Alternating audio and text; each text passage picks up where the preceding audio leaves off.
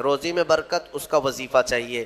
ہاں، بہت سارے ٹینشن ہیں، وسوسے آتے ہیں، اس کا وظیفہ چاہیے. بیماری نہ آئے، اس کا وظیفہ چاہیے. اور حضور پاک صلی اللہ تعالیٰ علیہ وسلم کی احادیث کا یہ بھی مفہوم ہے کہ حافظ قرآن، جو قرآن کے حلال کو حلال سمجھتا ہو، قرآن کے حرام کو حرام سمجھ کر اس پر عمل کرتا ہو، قیامت کے دن وہ اپنے خاندان کے ایسے 10 لوگوں کی سفارش کر کے جنت لے جائے گا جن پر دوزخ میں جانا واجب ہو گیا تھا.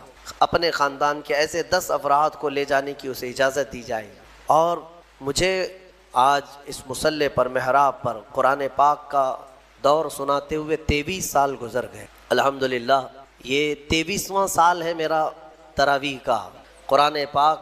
اور میرے خیال سے ہاشمی مسجد میں نے 6 سال سنایا ہے، یہ 6واں سال تھا مختلف مقامات پر. لیکن کبھی یہ موٹے قرآن کو، اتنا ضخیم قرآن اٹھا کر کے ہم دیکھتے ہیں تو یقین نہیں ہوتا کہ یہ پورا کا پورا سینے میں آیا کیسے، یہ محفوظ کیسے ہے.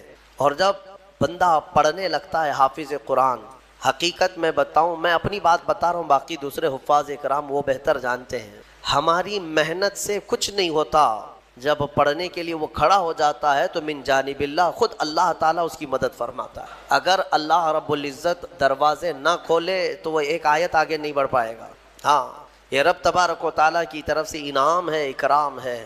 میرے عزیزو، یہ قرآن یاد کرنے کے لیے جب بچے بھی کوشش کرتے ہیں تو 5 سال کے بچے بھی حافظ قرآن بنے ہیں، دنیا میں ریکارڈ ہے. اور آپ کو پتہ ہے حضرت سیدنا مخدوم جہانگیر اشرف سمنانی رحمۃ اللہ تعالیٰ علیہ 7 سال کی عمر میں قرات سبع یعنی 7 قراتوں کے ساتھ حافظ قرآن ہو چکے تھے.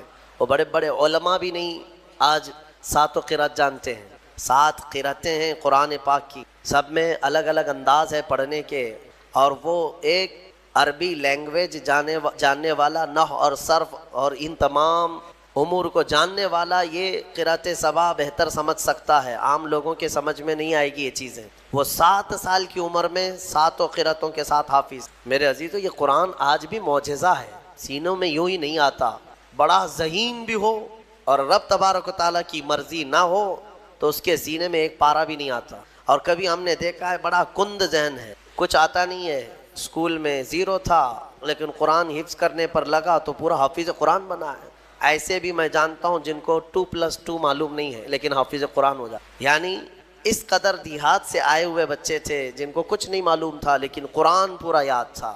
یہ معجزہ ہے قرآن کا. اعلیٰ حضرت امام محمد رضا خان فاضل بریلوی رضی اللہ تعالیٰ عالم تھے، بڑے مفتی تھے. آپ اندازہ کریں 14 سال کی عمر میں وہ مفتی بن چکے تھے. 13 سال کچھ مہینے، جس دن وہ بالغ ہوئے اس دن پہلا فتویٰ انہوں نے لکھا ہے 14 سال کی عمر میں.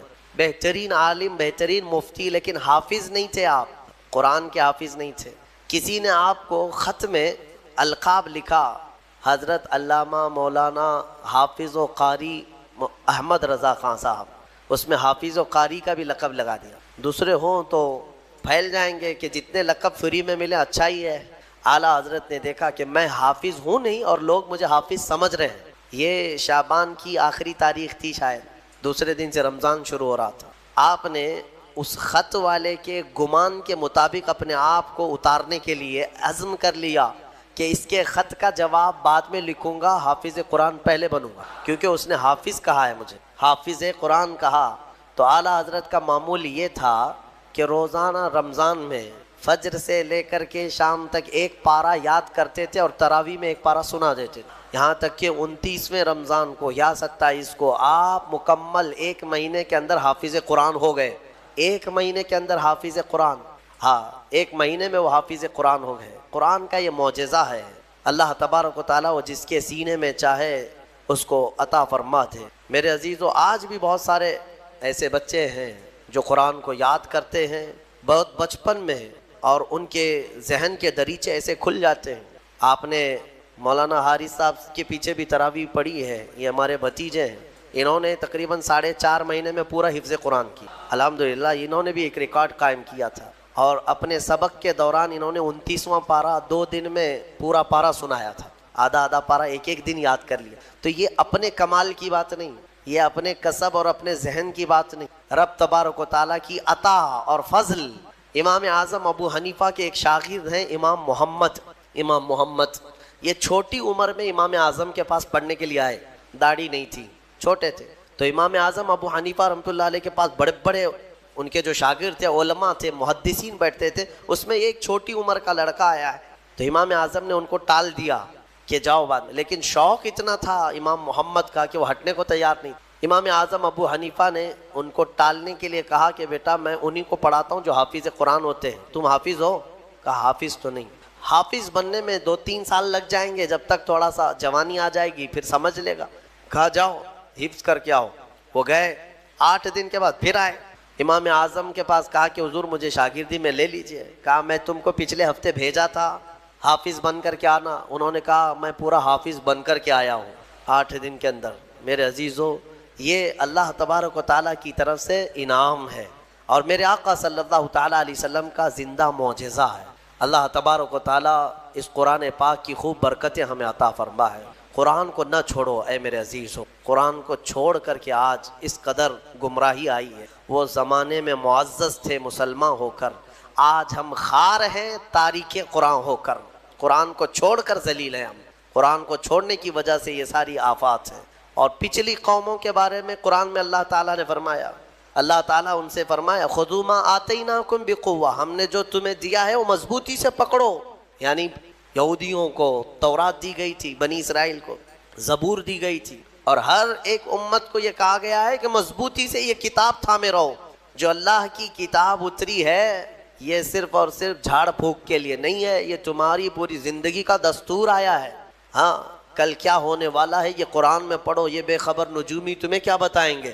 قرآن عظیم تمہاری زندگی کا پورا دستور العین ہے۔ اس کو چھوڑ کر کے ہم ادھر ادھر کی آج ٹھوکروں پر مجبور ہو چکے ہیں۔ میرے عزیز و حیرت ہے ہماری قوم کو، طوطے کے پاس جا کر کے اپنا بھوش پوچھتے ہیں، چٹھی نکال کر کے کہ میرا بھوش کیا ہونے والا ہے۔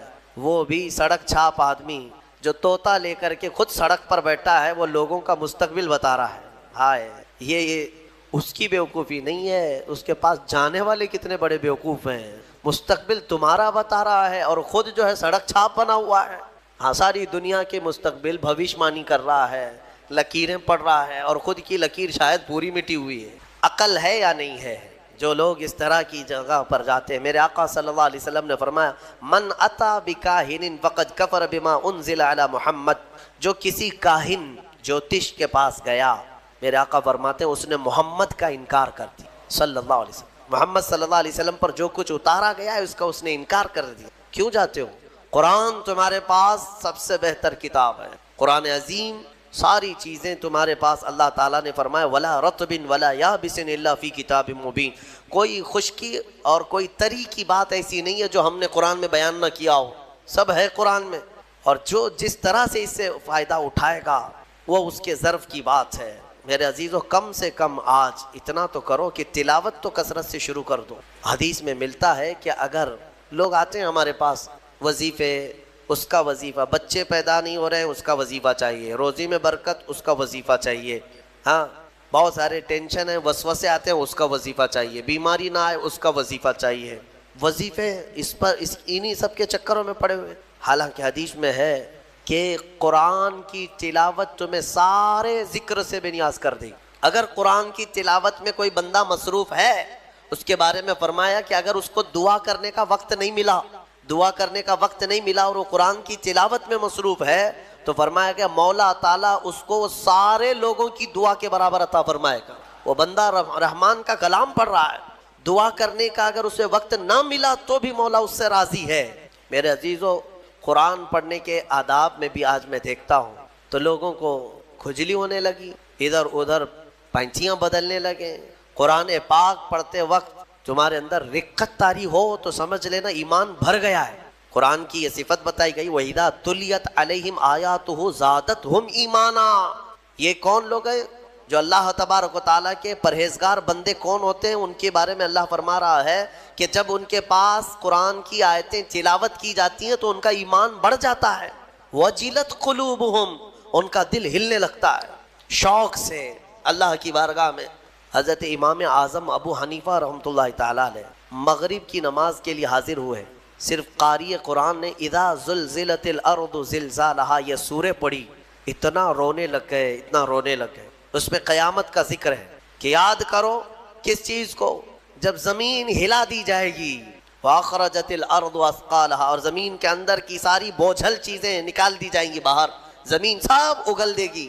اور سورہ قاریعہ میں اللہ نے فرمایا یوم یکون الناس کالفراش، لوگ اس دن پتنگوں کی طرح ہوں گے، اڑ رہے ہوں گے۔ وَتَكُونُ الْجِبَالُ كَالْعِهْنِ، اور پہاڑ روئی کے پھاہے ہوتے، روئی کے اس طرح پہاڑ جو ہے ہواؤں میں اڑ رہے ہوں گے، پورے بڑے بڑے پہاڑ روئی کے پھاہے کے طرح اڑ رہے ہوں گے۔ اللہ نے قرآن پاک میں جو قیامت کے تذکرے فرمائے، امام اعظم ابو حنیفہ صرف سورہ زلزال پڑھتے رہ گئے، عشاء کا وقت آیا، عشاء پڑھی، پھر کھڑے ہو گئے، صرف یہی اذا زلزلت الارض زلزالہا، اسی میں رہ گئے۔ اتنا روتے کہ ان کی داڑھی سے آنسوؤں کا پانی ٹپ ٹپ ٹپ گرنے لگا مسجد کے اندر۔ آپ کی عمر اس وقت قریب 70 سال کی۔